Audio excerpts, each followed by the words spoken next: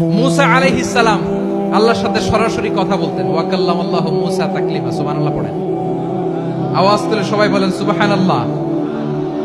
এখন বনি ইসরাইল হচ্ছে পৃথিবীর সবচেয়ে গোয়ার জাতি। তারা বলে, মুসা তুমি যে আল্লাহর সাথে কথা বলো আমরা তো দেখি না, তুমি যে কথা বলো আমরা তো শুনি না, তো কি করতে হবে? বনি ইসরাইল বলে, আমাদের মধ্য থেকে 70 জন নিয়ে যাইতে হবে তোর পাহাড়ে। ওরা আয়েশা যদি কয় হয় আমরা শুনছি, তাহলে বিশ্বাস করবো। কত বড় ডাকাত দেখছেন বনি ইসরাইল। এদের যে গোয়ার জাতি নাই, এত গোয়ার তুমি করেছো মুসা আলাইহিস সালামের সাথে। তুমি যে আল্লাহর সাথে কথা বলে আমরা তো দেখি, কি করব? 70 জন আমাদের বন্ধু বান্ধব যে যদি দেখে তারা বলবে ওকে আসো, 70 জন আসো। 70 জন নিয়ে গেল। মুসা আলাইহিস সালাম হারুন আলাইহিস সালামকে খেলাফা দিয়ে গেলেন, আল্লাহ ওনাকে নবী বানালেন। মুসা আলাইহিস সালাম বললেন, হারুন খবরদার, বনি ইসরাইলের মধ্যে তাওহীদের বাণী প্রচার করবা, ঐক্য ধরে রাখবা, বিচ্ছিন্ন হতে দিবা না। চলে গেছে। এইদিকে বনি ইসরাইলের এক দুষ্ট লোক ছিল, নাম সামিরি। কি নাম? সামিরি। সে সবাইরে বলল তোমাদের স্বর্ণগুলো ফালাও।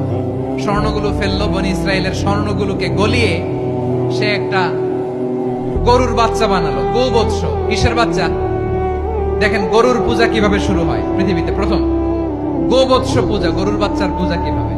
সে স্বর্ণ গলি গরুর বাচ্চা করে জিবরাইল আলাইহিস সালাম যে জমিনে এসেছিলেন, ওই ফেরেশতার পায়ের নিচের একটু মাটি সে বুদ্ধি করে প্যাকেটে রেখে দিয়েছিল।